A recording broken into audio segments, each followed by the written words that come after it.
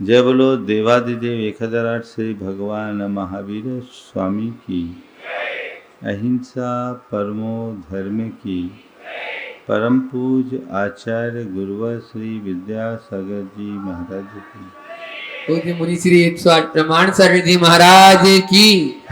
मुनि श्री 108 निर्वेद सागर जी महाराज की।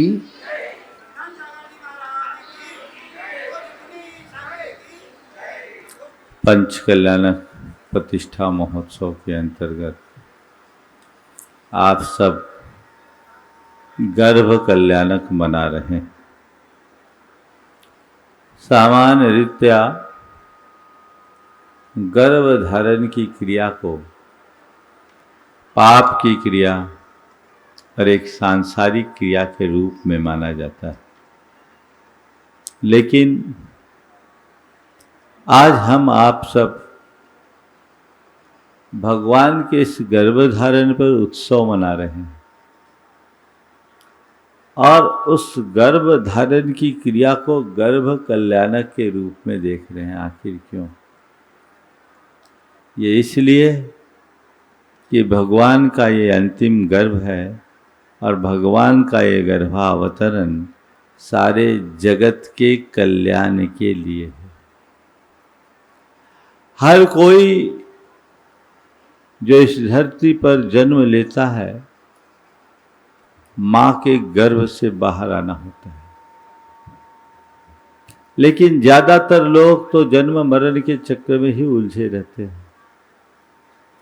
भगवान ने अपने जीवन की क्रमिक साधना के बल पर अपनी चेतना को उस ऊंचाई पर पहुंचाया कि आज उनका ये गर्भधारण सारे जगत के कल्याण का कारण बन रहा है और लोग उस घटना को गर्भ कल्याणक के रूप में मना रहे हैं। सवाल है, ये क्षमता, ये योग्यता कैसे आई? भगवान में ये योग्यता एकाएक नहीं आई। ये उनकी क्रमिक साधना का सुफल है। यदि हम भगवान के जीवन चरित्र को पलट कर देखें तो पाएंगे 10 भव तो निरंतर केवल और केवल साधना के भव। उन्होंने 10 भवों तक लगातार केवल और केवल साधना की। और एक विशेष बात, कल आप लोगों ने गर्भ कल्याणक की क्रिया संपन्न की। शास्त्रों में ऐसा विधान है कि भगवान के गर्भावतरण के पूर्व ही इंद्र कुछ विशिष्ट देवियों को नियुक्त करता है मां के गर्भ शोधन के लिए, और गर्भावतरण के बाद वो पूरे 9 माह तक, जब तक प्रसूति नहीं होती, जन्म नहीं होता, तब तक वे सब के सब मां की सेवा में निरत रहती। ऐसा कहा जाता है कि इंद्र द्वारा ये सब कुछ गर्भ की रक्षा के लिए किया जाता है, पर मेरी धारणा कुछ अलग है।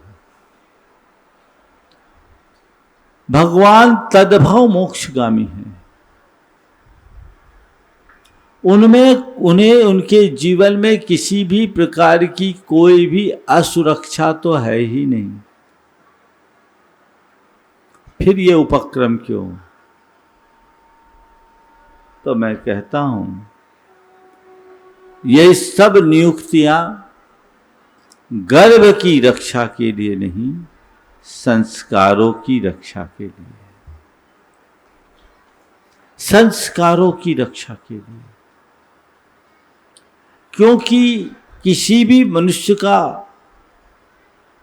गर्भ में आना और गर्भ के 9 माह उसके जीवन के सबसे मूल्यवान पल होते। उन 9 माहों में मां के जैसे भाव होते हैं, उन सब का प्रभाव पेट में पलने वाले उस विकासोन्मुखी भ्रूण पर पड़ता है। तो ये इंद्र ने सुनिश्चित किया कि इस 9 माह की अवधि में मां के मन में रंच मात्र भी खेद खिन्नता ना हो, उसके हृदय में पूर्ण प्रसन्नता बने,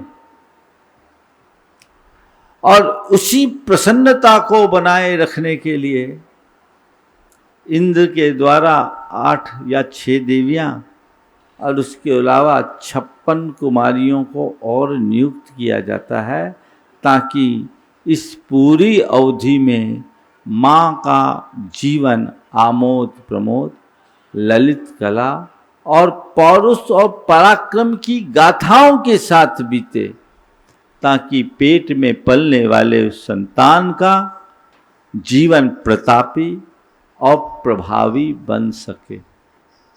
आप लोग अक्सर पंचकल्याणकों में इन दृश्यों को देखते हैं, और प्रायः ऐसे प्रसंगों को आप एक घटना के रूप में देखते हैं, लेकिन यथार्थ इसे एक अंतर घटना के रूप में देखना चाहिए। मैं मानता हूँ कि जो संस्कार गर्भ में पड़ते हैं वो संस्कार पूरे जीवन काम में आते हैं। आज मैं उन्हीं संस्कारों की बात करूँगा। कल महाराज श्री ने ये प्रसंग संग का समाधान में छेड़ा था, मैं चाहता हूँ उसी बात पर आज चर्चा की जाए। हमारे जीवन में संस्कारों का बड़ा महत्व है। एक साधारण पत्थर कहलाता है, लेकिन जब उसे शिल्पी संस्कारित करके तराश देता है तो वह मूर्ति का रूप ले लेता है, उसमें भगवान बन जाता है। हमारा संस्कारहीन जीवन मिट्टी का लोंधा है और संस्कार युक्त जीवन मंगल कलश है। अपने जीवन को मिट्टी के लौंधे से मंगल कलश का रूप देना हमारे हाथ में है। यदि हमें अच्छे संस्कार मिले तो हम वो रूप दे सकते हैं। इसलिए हर स्थिति में अपने संस्कारों को हमें प्रमुखता देनी चाहिए। और जब संस्कारों की बात आ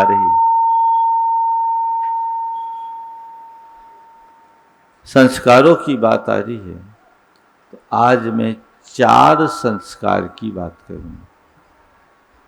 सबसे पहला है गर्भ संस्कार, दूसरा है गृह संस्कार, तीसरा है समाज संस्कार, और चौथा है धर्म संस्कार। गर्भ संस्कार से लेकर धर्म संस्कार तक, जिसमें गृह और समाज भी बीच में जुड़े हैं, जब ये चारों प्रकार के संस्कार से हमारा जीवन मंडित होता है, तब सच्चे अर्थों में हम अपनी आत्मा का सम्यक उत्थान कर पाते हैं। पहला है गर्भ संस्कार। हमारे शास्त्रों में गर्भ से ही संस्कार डालने की बात की गई, लेकिन युग की कैसी विडंबना है, लोग गर्भ का ही संस्कार कर रहे हैं। कैसी विडंबना। जो एक जीता जागता इंसान है और आज की इस आधुनिकता की अंधी दौड़ में लोग करनी अकरनी का विचार किए बिना महान कुकृत्य कर रहे हैं। गर्भ कल्याणक के इस दिन में मैं आप सबसे कहूंगा कि गर्भ में संस्कार डालने की बात तो अभी मैं करूंगा, पर पहला ये प्रण लो कि मैं गर्भ में पलने वाले शिशु को जन्म लेने का अधिकार दूंगा। गर्भ में उसका संस्कार नहीं। थोड़ा सोचो, तुम्हारे गोद में पलने वाले बच्चे के प्रति तुम्हारे मन में कितना प्यार होता है कि नहीं? गोद में पलने वाले शिशु के प्रति असीम प्यार और कोख में पलने वाले शिशु की हत्या, ये कैसा मातृत्व है? कभी विचार किया? उसका अपराध क्या है? यही ना कि तुम्हारी इच्छा के विरुद्ध आया है। जब तुम्हारी इच्छा थी ही नहीं तो ये कर्म किया क्यों?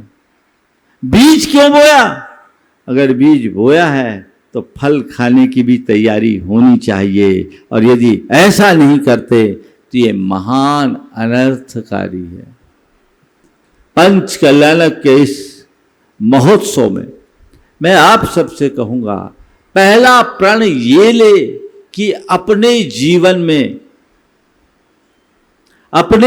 में मैं गर्भपात जैसा कुकृत्य न करूंगा, न किसी के करने में अनुमोदना करूंगा। ये कोई साधारण ऑपरेशन नहीं है, ये हत्या है, और कोरी हत्या नहीं, जघन्यतम हत्या है। ये हत्या एक शिशु की हत्या नहीं, ये हत्या करुणा की हत्या है, ये हत्या अहिंसा की हत्या है, ये हत्या धर्म की हत्या है, ये हत्या वंश की हत्या है, और ये मातृत्व की हत्या है। इससे बचो। और कई बार तो ऐसी भी बातें सामने प्रकाश में आई जिससे रोंगटे खड़े हो जाए। आप सोचो कि ऐसा कृत्य करने वाले कितने जघन्य अपराध कर भागी बनते। मैं उदयपुर में था, एक महिला आई, उसके साथ 17 साल का एक बच्चा था। पहले आशीर्वाद दिलाया, बोला महाराज जी इसको आशीर्वाद दीजिए, इसका IIT में अंडर 100 रैंक आया है, बहुत होशियार लड़का। बच्चे को आशीर्वाद दिलाया, बच्चा बाहर गया और अचानक फूट फूट कर रोने लगी। बोले महाराज आज मेरा मन मुझे कचोट रहा है। क्या बात? बोले महाराज ये जो बेटा है ना, ये जब मेरे पेट में था, इससे पहले मेरी 2 बेटियां थी। मैं नहीं चाहती थी कि तीसरा बच्चा आए।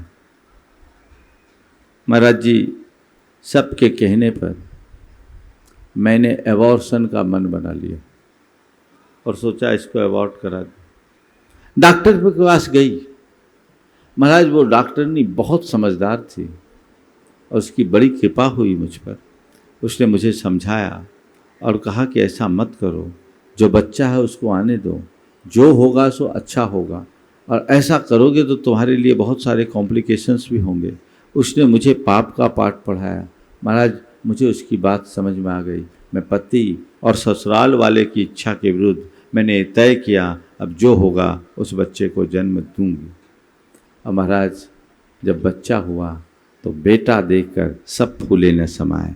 और महाराज जी ये बेटा इतना होनहार बेटा निकलेगा, किसी ने कल्पना नहीं की। आज ये IITN है और आगे बढ़ कर के क्या करेगा कह नहीं सकते। पहले अटेम्प्ट में इसने IIT में अंडर 100 में अपना सिलेक्शन प्राप्त किया। और महाराज जी मैं अब जब भी इसको देखती हूँ तो मेरे मन में लगता है कि मैं कितना बड़ा कुकृत्य कर रही थी, अपने ही खून का खून करने पर तुली थी। महाराज मुझे लगता है जब भी मैं इसको देखती हूँ तो मुझे लगता है कि मैं इसकी माँ नहीं, मैं तो इसकी हत्यारन बन चुकी थी। कभी आप सोच सकते हैं जिसकी हत्या करने का कुकृत्य किया जाता है वो क्या बन सकता है? एक अच्छा नागरिक बन सकता है, वैज्ञानिक बन सकता है, एक मुनि और महात्मा बन सकता है। उसके अंदर कितनी संभावनाएं। और कुछ प्रकरण तो ऐसे भी आए जिनने एबॉर्शन कराया, उसके बाद कोख ही खत्म हो गई, आज तक मां नहीं बन पाए। कदाचित यहां तुम सफल हो भी जाओ तो भी ये तय मानना जीवन कभी सफलीभूत नहीं होगा, क्योंकि ये पाप साधारण पाप नहीं है, महान पाप है जो कई जन्मों तक तुम्हारा पीछा करेगा। इसलिए आज ये संकल्प लीजिए कि गर्भ कल्याण के अवसर पर जितने लोग यहाँ प्रत्यक्ष रूप से सुन रहे हैं और जो परोक्ष रूप से इस कार्यक्रम को सुन रहे हैं, ये संकल्प ले कि हम गर्भपात जैसा कुकृत्य कभी नहीं करेंगे, न किसी की करने की अनुमोदना देंगे। हाँ, कभी कोई जच्चे और बच्चे के जान पर खतरा हो जाए तो मैं उस बात के लिए कुछ नहीं कहता, लेकिन आज जिस तरह के कुकृत्य हो रहे हैं वो कतई उचित नहीं है, घोर निंदनीय है। और मैं तो ये कहता हूँ, जिन लोगों ने अपने जीवन काल में ऐसा कृत्य किया है, जब तक वो प्रायश्चित न ले ले तब तक न तो मुनिराजों को आहार देने के अधिकारी हैं, न ही भगवान का अभिषेक करने के अधिकारी हैं। उस दंपति को और उनके साथ सहयोगियों को पहले गुरुओं से प्रायश्चित लेना चाहिए, तभी आहार देना चाहिए और तभी उनको भगवान का अभिषेक करना चाहिए, क्योंकि वो सूतक ग्रस्त हैं, वे हत्यारे हैं। उन्हें इस पर विचार करना चाहिए। गर्भ के संस्कार की बात मैं आप सबसे कर रहा हूं। आज आप सब लोग अगर इस कृत्य के लिए संकल्पित होंगे कि हम अपने जीवन में न तो ऐसा कृत्य करेंगे और न ही किसी की अनुमोदना करेंगे, तो मैं समझता हूँ आपका पंच कल्याणक में आना सार्थक होगा। मैं आपकी आश्वस्ति चाहता हूँ। हाथ उठा करके थोड़ा आप लोग बोलेंगे। देखें, कुछ माताओं के हाथ नहीं उठ रहे, क्या बात है, घर छोड़ा है। पूरे हाथ उठना चाहिए, दिखा दो भाई सब तरफ से, बहुत सुंदर। अभी हाथ ही नहीं उठाना है, मैं आपको संकल्प उठाए रखो, थोड़ा दुनिया को देख लेने दो। हाँ, अच्छा है, ये एक बहुत ज़रूरत है और इसका सभी को ध्यान रखना चाहिए। दूसरी बात, गर्भ में संस्कार नीचे कर ले। गर्भ संस्कार बहुत महत्वपूर्ण संस्कार। एक बात ध्यान रखना, संतान की उत्पत्ति केवल रति का फल नहीं है। संतानोत्पत्ति एक बहुत बड़ी जिम्मेदारी है। एक अच्छी संतति को जन्म दिए बिना संस्कृति आगे नहीं बढ़ पाएगी। अपनी संस्कृति को आगे बढ़ाना चाहते हो तो संतति अच्छी बनाओ। ओ ठीक करो भाई, संतति अच्छी बनाओ। और संतति अच्छी तब बनेगी जब हम अपने संतान पर अच्छे संस्कार डालें। 9 माह तक मां के पेट में जब बच्चा पले तो पूरी तरह से 9 माह तनाव मुक्त होकर जिए, प्रसन्नता के साथ जिए, प्रतापी बने, प्रभावी बने और जीवन को उसी क्रम से आगे बढ़ाने की चेष्टा करें। मन में रंच मात्र खेद खिन्नता ना हो। आजकल की बदली हुई जीवन शैली ने सब व्यवस्थाओं को तहस नहस कर दिया। अब तो मुश्किल से बच्चा आता है और आने पर डॉक्टर पूरे 9 महीना फुल बेड रेस्ट बता देता है। अब पड़े रहोगे तो पढ़ाई पैदा होगा और क्या होगा, क्या होगा, इसकी वजह भी सोचना चाहिए। लेट मैरिज इसका एक बहुत बड़ा कारण है। प्रकृति के विरुद्ध आप जाओगे, उसका परिणाम बुरा होकर रहेगा। आजकल 28, 30 साल तक विवाह नहीं होता और विवाह हो भी जाए तो जल्दी संतान नहीं चाहते। परिणाम ये होता है डॉक्टरों के चक्कर पर चक्कर लगाने पड़ते हैं। पुराने जमाने में लेट मैरिज और एक या दो संतान, ये दो बड़े ऐसे कारण हैं जो कॉम्प्लिकेशंस उत्पन्न करते हैं। विश्व में इस पर काफ़ी बहस है। पुराने ज़माने में अनेक माताएं बोलती घंटे भर पहले हम चक्की चलाए और डिलीवरी हो गई। उस समय कोई कठिनाई नहीं होती, जीवन शैली वैसी थी। आज लाइफ स्टाइल बिगड़ गई, तो पहले तो अपनी लाइफ स्टाइल सही बनाएं, परिश्रमी बने, स्वावलंबी बने और अपने आप को सकारात्मकता से भरे, ताकि आपके पेट में पलने वाली संतान के अंदर अच्छे संस्कार बन जम सके। हमारे शास्त्रों में गर्भान्वय, कर्तान्वय और दीक्षान्वय की क्रियाएं जो बताई है वो संस्कार है। उन संस्कारों के समारोपण से आने वाली संतान सुसंतान बन सकती, वो प्रयास करना चाहिए। 9 महीने तक ब्रह्मचर्य का पालन करना चाहिए शास्त्रीय विधान के अनुसार। आज का मनुष्य पशुओं से भी गया बीता हो गया। पशुओं में एक प्राकृतिक बंधन होता है, लेकिन मनुष्यों में कोई बंधन ही नहीं बचा। उसके अंदर की वासना की हवस इतनी प्रगाढ़ हो जाती कि इन बातों को वो तवज्जो नहीं देता, लेकिन भूल जाता है कि इसका कुपरिणाम क्या है। 9 माह तक अच्छे भावों के साथ रहिए, और इन सब के लिए 9 महीने 9 मिनट का भावना योग बहुत कारगर उपाय है। बहुत अच्छे परिणाम आ रहे हैं। सैकड़ों महिलाओं ने उसका प्रयोग किया, हजारों ने प्रयोग किया और बहुत अच्छे परिणाम सुसंतान को जन्म दिए। ये आप कीजिए, विशुद्धि के साथ कीजिए, ताकि संतान पर एक अच्छा प्रभाव पड़े।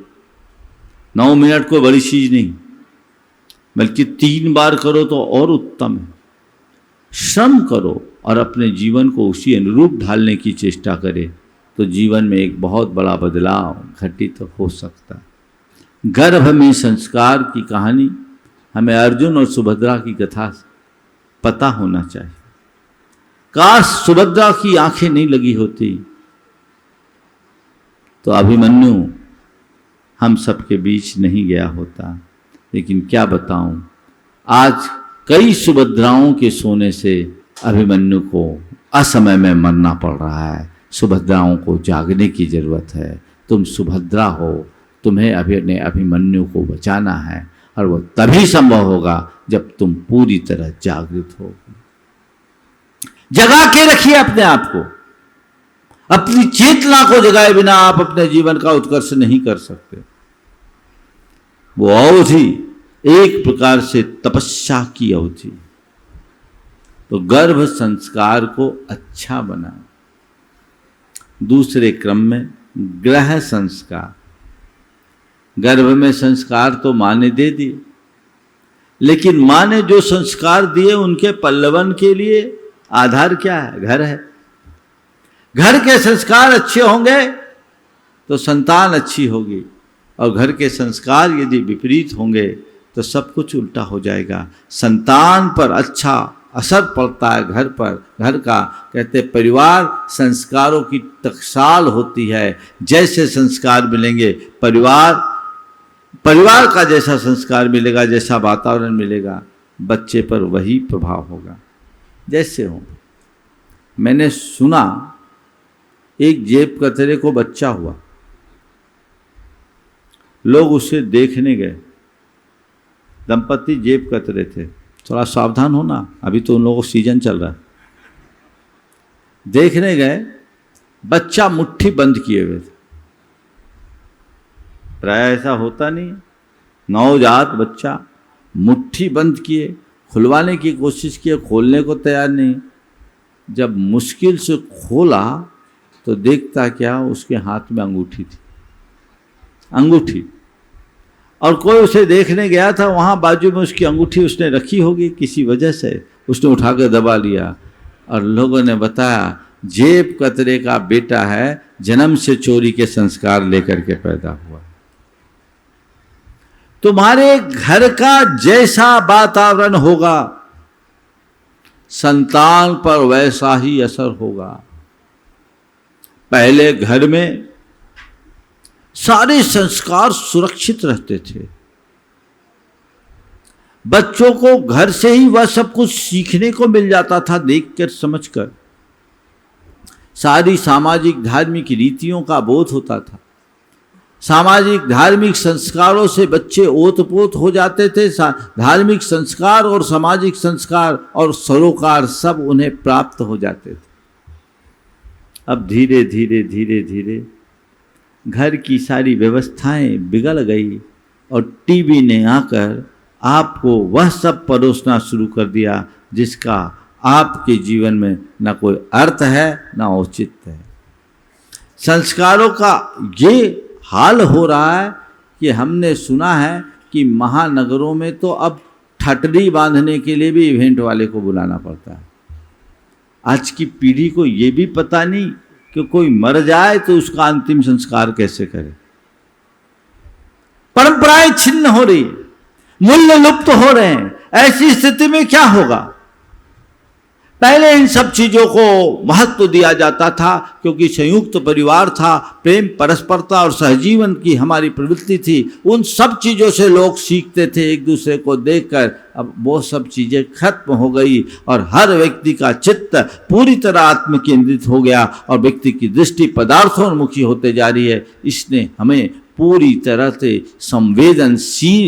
संवेदनहीन बना दिया और इस बढ़ती हुई संवेदनहीनता के कारण हमारा चित्त बड़ा अनुदार और स्वार्थी बनता जा रहा है। इसे व्यापकता दे। घर परिवार का वातावरण अच्छा होना चाहिए। आप चाहते हो कि मेरे बच्चे के संस्कार अच्छे हो तो घर में अच्छा वातावरण तो दीजिए।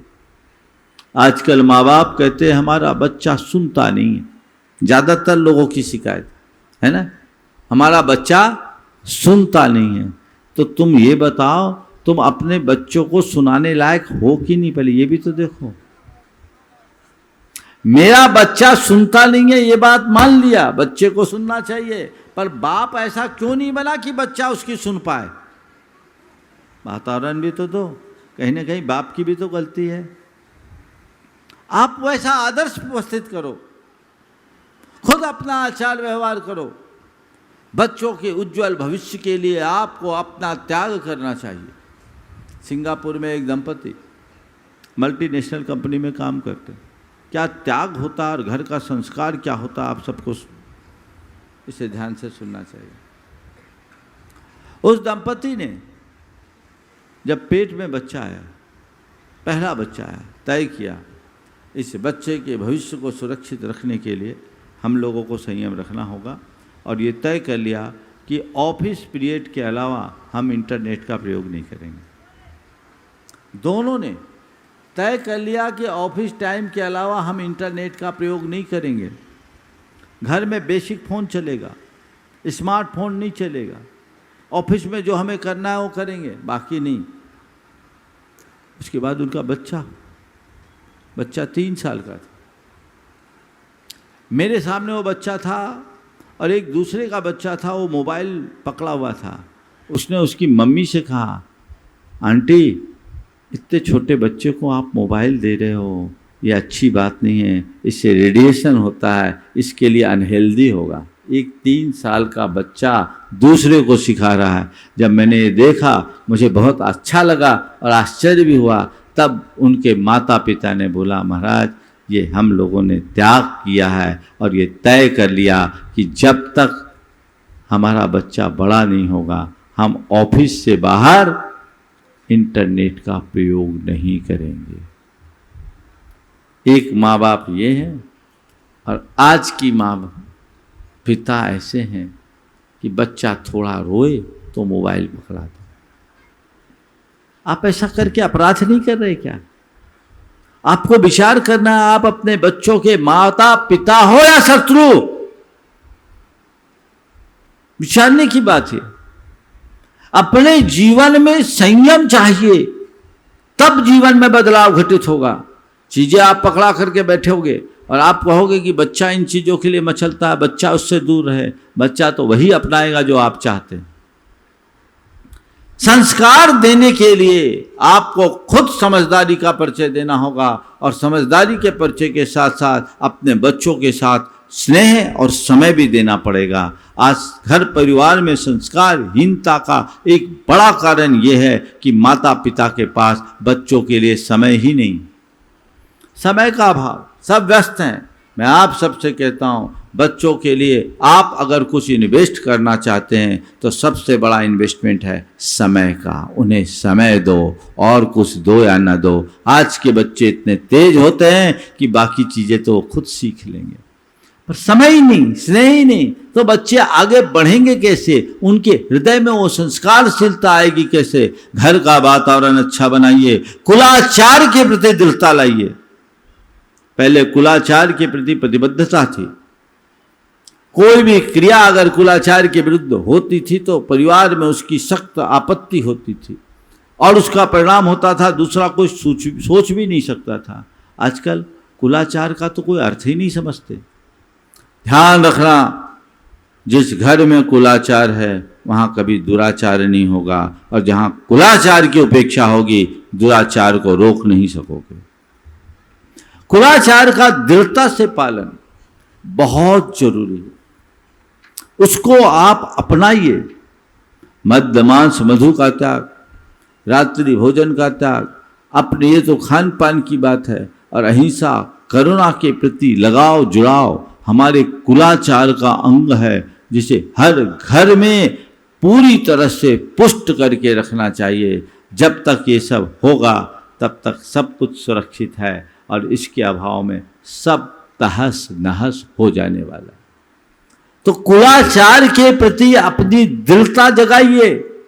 लोग इनको आप कहते हैं तो ओल्ड फैशन हो गया, ये पुराने जमाने की बात हो गई। नहीं, ये सदा सदा के लिए रखने योग्य है। और मैं आपको बताऊं, आज भी बहुत सारे लोग हैं जो भारत से बाहर रहते हैं, लेकिन भारत से बाहर रह करके भी अपने संस्कारों और सरोकारों को सुरक्षित करके रखें, क्योंकि उनके हृदय में धर्म के प्रति लगाव है, और धर्म के प्रति लगाव होने के कारण आगे बढ़ते हैं और जीवन आगे बढ़ा करके देखते हैं। आपको सुनकर आश्चर्य होगा, प्रामाणिक समूह बहुत अच्छा काम कर रही है, और अमेरिका की जो प्रामाणिक समूह है NRI पाठशाला पर, उनने बच्चों को अहिंसा से जोड़ने के लिए एक ट्रेनिंग दिया, घर में चॉकलेट बनाने, अहिंसक चॉकलेट, और सैकड़ों की संख्या में बच्चे उसमें सम्मिलित हुए।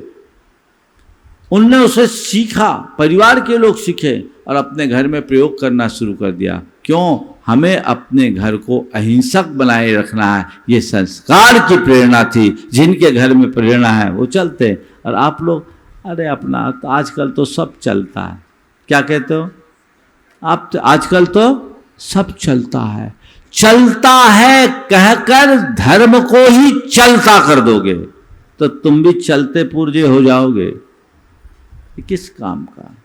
चलता नहीं है, वही चलना चाहिए जो चलने योग्य है। जो चलन के योग्य नहीं उसे कतई स्वीकार नहीं करना चाहिए। यहाँ उपस्थित सभी लोग ये सुनिश्चित करें कि हम अपने गृह संस्कार को किसी भी अर्थ में खंडित नहीं होने देंगे, उसे संभाल कर रखेंगे। तब आप अपने जीवन में कुछ अच्छा कर पाएंगे। लेकिन ये स्थितियां भी बिगड़ते जा रही, लोग इनका ध्यान ही नहीं दे रहे। गृह संस्कार की बात कहते बोलते तो हमारे बच्चे में संस्कार आए, लेकिन चाहते नहीं हो कि संस्कार आए। एक सज्जन मेरे पास अक्सर आते थे, रविवार का दिन था, एक दिन विलंब से आए। मैंने पूछा क्यों भाई, क्या बात है, आज विलंब से क्यों आए? बोले महाराज नई पीढ़ी का प्रभाव। मैंने पूछा क्यों, क्या बात है? बोले महाराज बच्चे के कारण लेट हो गई। बोले क्या हुआ, बच्चे को लाना चाहते थे, वो आना नहीं चाह रहा था क्या? बोले नहीं महाराज, वो आना चाह रहा था इसलिए लेट हो गया। आना चाह रहा था इसलिए लेट हो गया? बोले हाँ, वो आना चाह रहा था, और जब वो आना चाह रहा था तो मेरी पत्नी ने कहा इसको मत ले जाओ, महाराज टॉप के हैं, एक ही बेटा है, कहीं चक्कर में आ गया तो हाथ से निकल जाएगा। अब ये हाल है तुम्हारा। पहले तो चाहते हो कि महाराज के संपर्क में बच्चा आए, थोड़ा सुधर जाए, और ज़्यादा सुधरने लगे तो कहते ज़्यादा ना सुधरे। बड़ा बुरा हाल है। जब तक तुम्हारी सोच सही नहीं होगी जीवन आगे नहीं बढ़ेगा। तीसरे क्रम में मुझे बात पूरी करना है, समाज संस्कार। हमारे समाज में पहले सारे सामाजिक संस्कारों और सरोकारों के प्रति प्रतिबद्धता होती थी। पुराने जमाने में कोई भी लोग अपनी सामाजिक मर्यादा के विरुद्ध कोई कृत्य नहीं करते थे, और यदि कोई कृत्य हो जाता तो उसे सामाजिक स्तर पर दंडित किया जाता था। लोगों को बड़ा डर था। मुझे एक बार नागपुर के परिवार पंचायत के अध्यक्ष ने कहा था कि महाराज, हम अपना पुराना रिकॉर्ड देख रहे थे तो उसमें मिला एक आदमी ने बाजार में कचौड़ी खा ली थी तो उसके विरुद्ध पंचायत बैठी थी। सवाल कचौड़ी खाने का नहीं, सवाल प्रतिबद्धता की। उसने अशुद्ध कचौड़ी खाई, इसलिए इस पर विचार हुआ। यानी ये सोचो, हमारे लोग कितने ज्यादा अपने संस्कारों के प्रति प्रतिबद्ध थे। और आज यदि कोई किसी की हत्या भी कर दे तो समाज में कोई फर्क पड़ने वाला नहीं है। कहां थे, कहां आ गए। सामाजिक व्यवस्थाएं चरमरा गई है, ऊपर से नीचे तक पाश्चात्य संस्कृति का अंधानुकरण हो रहा है। लोगों की सोच और प्रवृत्तियां पूरी तरह विकृत होते जा रही है। इसका परिणाम सामने है, सामने है। सब तरफ तो हाहाकार दिख रहा है। जीवन कैसे आगे बढ़ेगा इस अनाचार के दौर में? संस्कारों को सुरक्षित करने की हमारी जिम्मेदारी, समाज में इस संस्कार को ठीक करना चाहिए। और आज क्या बताऊं, पूरा सामाजिक वातावरण ऐसा बन गया कि आज आप सामाजिक ब्याह शादियों में, पहले हम लोग दिन में शादी, दिन में भोज की बात करते थे। बहुत जगह चल रहा है, चल भी रहा है, बहुत जगह चला है। कई जगह ये कहा गया कि समाज में खान पान में लिमिटेशन किया जाए, लेकिन आजकल की दशा ऐसी विचित्र हो गई कि अब सामाजिक समारोहों में शराब के प्रयोग भी अंधाधुंध तरीके से होने लगे कि नहीं, कैरेट्स लगने लगे।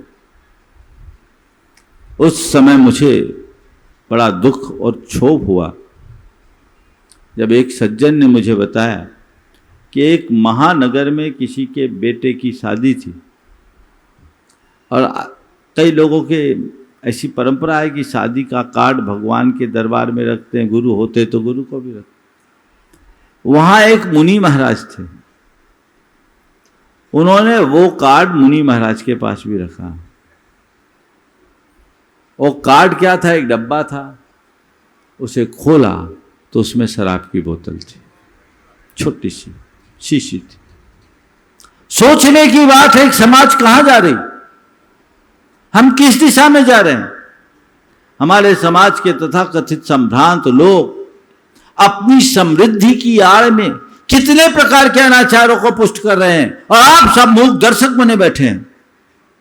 अगर ऐसे संस्कारों की होली चलती रहेगी तो हमारा धर्म क्या होगा, हमारी संस्कृति का क्या होगा, हमारी परंपरा का क्या होगा, हम अपने आने वाली पीढ़ी को कैसे सुरक्षित रख पाएंगे? इस पर तो विचार होना चाहिए। लेकिन आप लोग अब क्या करें, चलता है, हम थोड़ी कर रहे हैं। ये आपकी मौन सम्मति सब कुछ सत्यानाश करने वाली है।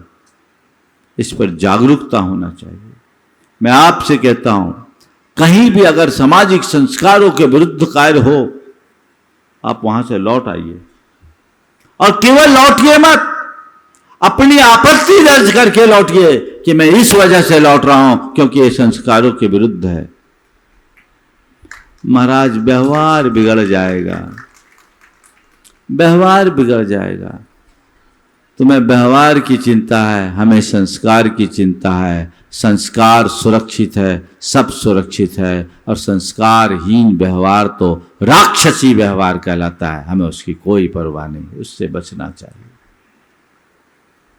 अपने जीवन में बदलाव, परिवर्तन होना चाहिए।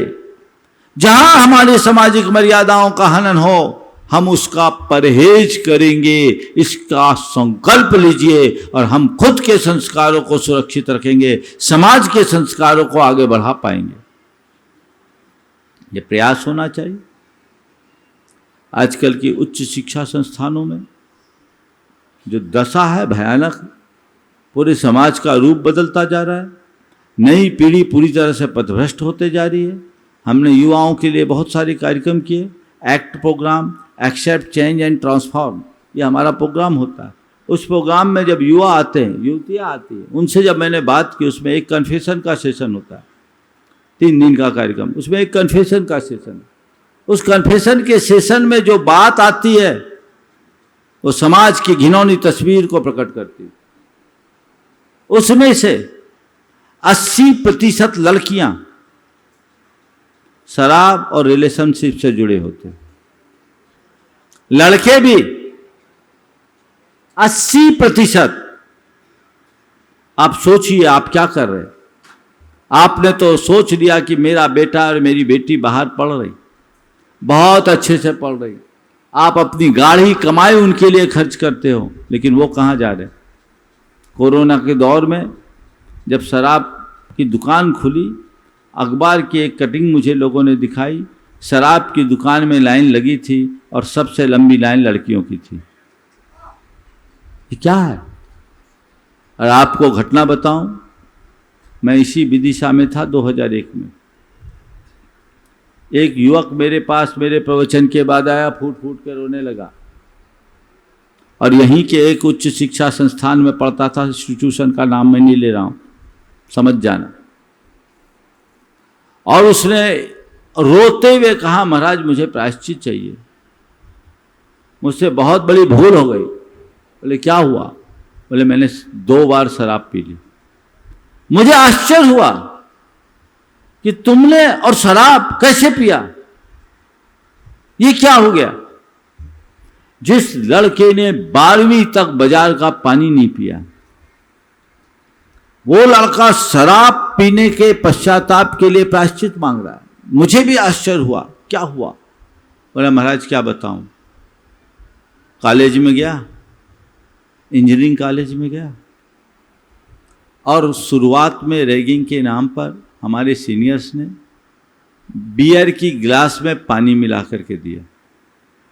बियर की गिलास में पानी पीने को कहा, बहुत फोर्स किया। फिर 2-3 बार उसी में 2-4 बूंद बियर डाल के पिलाया।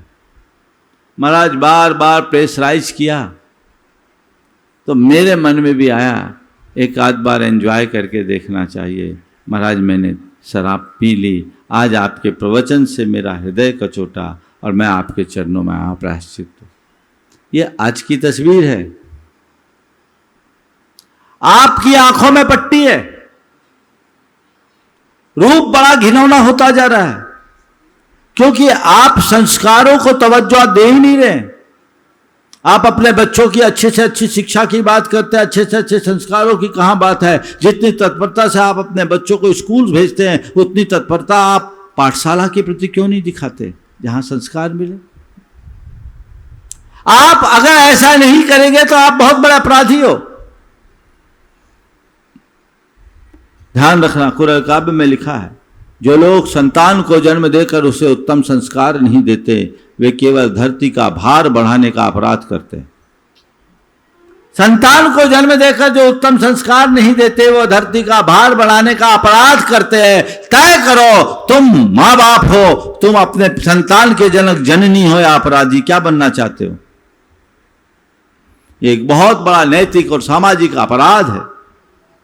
संस्कारों की आवश्यकता है, उधर जागरण होना चाहिए। बच्चों को बाहर पढ़ने के लिए भेजो तो उनको संकल्पों से बांध करके भेजो और गुरुओं के संसर्ग में रखो, ताकि वो अपने संस्कारों को सुरक्षित रख सके। उनके अपने जीवन की एक सीमा होनी चाहिए।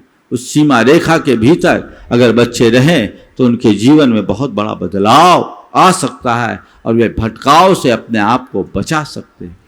ये सामाजिक संस्कार की बात है, एक क्रांति होनी चाहिए। मुझे तो तब बड़ा आश्चर्य लगता है कि एक तरफ साधुओं के समक्ष इतनी भीड़ उमड़ती है और दूसरी तरफ पूरी पीढ़ियां बर्बाद हो रही, और लोग भटके तो फिर भी समझ में आता है, साधुओं के संपर्क में रहने वाले लोगों में भी ऐसा भटकाव दिखता है तो बड़ा आश्चर्य होता है। ये तुम्हारी नैतिक जिम्मेदारी है। तुम अगर गुरुओं की शरण में हो तो तुम्हारे आचरण में वो गौरव और गरिमा दिखना चाहिए। यदि तुम्हारे आचरण में इस तरह की गिरावट होगी तो इससे तुम्हारा ही नहीं गुरुओं का गौरव भी खंडित होगा। ये विचार करना चाहिए। तो समाज संस्कार को सुरक्षित रखना बहुत बड़ी जिम्मेदारी। आजकल लोग इन बातों पर ज़्यादा ध्यान नहीं देते हैं। महाराज स्टेटस है, समाज की आजकल की व्यवस्थाएं हैं, करना पड़ता है, हम लोग क्या करें। आजकल के जितने भी शादी विवाह होते हैं, डेस्टिनेशन वेडिंग्स होती है, 5 सितारा होटलों में होता है। वहाँ जा कर के क्या होता है, संस्कारों की होली जलती है और कुछ नहीं होता। एक दिन मैं ऐसे ही संस्कारों की चर्चा कर रहा था, एक पत्रकार बैठा था। पत्रकार ने कहा, महाराज अब संस्कारों की मार्केट वैल्यू कहाँ है, संस्कारों की मार्केट वैल्यू कहाँ है। मैंने कहा सुन, मार्केट वैल्यू एक वेश्या की होती है, माँ की नहीं होती। संस्कार हमारे माँ है। तुम वैल्यू की बात कर रहे हो, इसे खंडित करके पाओगे कैसे, क्या पाओगे। संस्कारों को सुरक्षित रखिए और जीवन को आगे बढ़ाइए, तब होगा धर्म संस्कार। आप धर्म के संस्कार को बढ़ाना चाहते हैं, गर्भ संस्कार, ग्रह संस्कार और समाज संस्कार सुरक्षित होंगे तो धर्म संस्कार सही अर्थों में पनपेगा। अन्यथा धर्म की बातें होगी और धर्म के नाम पर कोरी आत्ममुग्धता होगी, कुछ नहीं होगा। धर्म के संस्कार को अपने हृदय में पल्लवित करना चाहते हैं, तीनों आधार को मजबूत करे और अपने चिंतन में अध्यात्म को प्रतिष्ठापित करे। जब तक मनुष्य आध्यात्मिक दृष्टि से ओतप्रोत नहीं होता, तब तक सच्चे अर्थों में वो सच्चा धर्मी भी नहीं बन पाता। आप सब अपने आप को धर्मी मानते हो कि नहीं मानते, बोलो थोड़ा जोर से, थोड़ा जोर से बोलो। धर्मी हो कि पापी, पक्का धर्मी हो कि पापी। तो धर्मी हो तो पाप करना छोड़ दो। क्या बोला, अगर अपने आप को धर्मी मानते हो तो पाप करना छोड़ दो, और यदि अपने आप को पापी मानते हो तो धर्म करना शुरू कर दो, हिसाब बराबर होगा। क्या बोला, समझ में आई बात, नहीं आई। अगर धर्मी मानते हो तो पाप करना छोड़ दो, और पापी मानते हो तो धर्म करना शुरू कर दो। आगे बढ़ो, धर्म के संस्कार को आगे बढ़ाना चाहते हो तो आध्यात्मिक दृष्टि को अपना, आत्मा अनात्मा के भेद विज्ञान को समझो, और ये संस्कार भी बचपन से होना चाहिए। आत्मा अनात्मा का बोध बचपन से होना चाहिए। हर बच्चे को इस बात का पता होना चाहिए, मैं कौन हूं और मेरा क्या है। मैं इस संसार में जी रहा हूं तो वहां मेरी सीमा क्या है, मेरी भूमिका क्या है। ये बात यदि मन मस्तिष्क में अंकित हो जाएगी तो कहीं किसी प्रकार का भटकाव नहीं होगा, और जिसके हृदय में ये बात नहीं होगी वो धर्म करेगा तो भी धर्म के नाम पर ऊपर की क्रियाएं होगी, अंतर में धर्म का स्पर्श नहीं हो पाएगा। हम धर्म के संस्कार को अपने हृदय में पल्लवित करें और जीवन को आगे बढ़ाने का उपक्रम करें, तब हमारा ये पंचकल्याणक मनाना सार्थक होगा, सफल होगा। हम सबका एक ही लक्ष्य होना चाहिए, हमें दुर्लभ मनुष्य जीवन मिला है और इस दुर्लभ मनुष्य जीवन को सार्थक बनाना है। इसे किसी प्रकार से यूं ही नहीं गंवाने देना है। अपने जीवन को संभाल करके जिए, ठीक तरीके से जिए, जिससे हम अपने जीवन को सफलीभूत कर सके और जीवन को आगे बढ़ा सके। पंचकल्याणक में आप सबका बहुत अच्छा उत्साह दिख रहा है। ये उत्साह इतना वृद्धिंगत हो, इतना वृद्धिंगत हो कि पूरे 5 कल्याणक में जीवन के कल्याण का बीजारोपण हो जाए, जो पल्लवित होकर अपने जीवन को आगे बढ़ा सके। इस शुभ भाव के साथ यहीं पर विराम। बोलिए अहिंसा परमो धर्म की। पूज्य मुनि श्री 108 प्रमाण सर जी महाराज की